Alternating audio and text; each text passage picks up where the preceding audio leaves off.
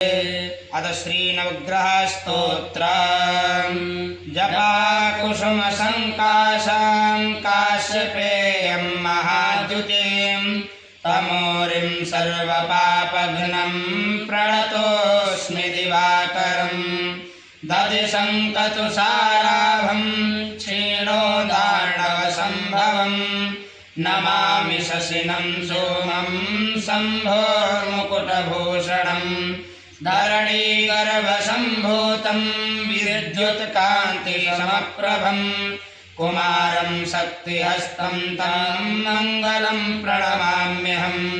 प्रियङ्गुलिकाश्यामं रूपेण प्रतिमं बुधं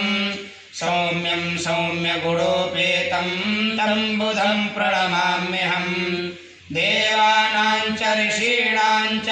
गुरुं काञ्चनसन्निभं बुद्धिभूतं त्रिलोकेशं तं नमामि बृहस्पतिं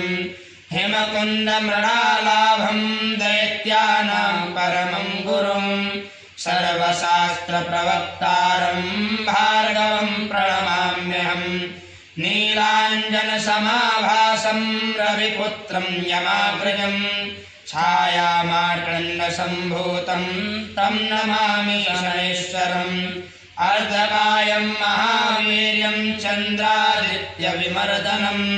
शिंहिकागर्भसम्भूतं तं राहुं प्रणमाम्यहम् पलाशपुष्पसङ्काशं तारकाग्रहमस्तकं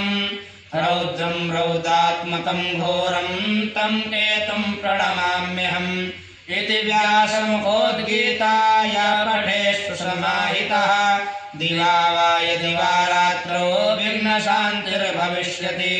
नरनारी नृपाणां च भवेद्दुष्टस्वप्ननाशनम्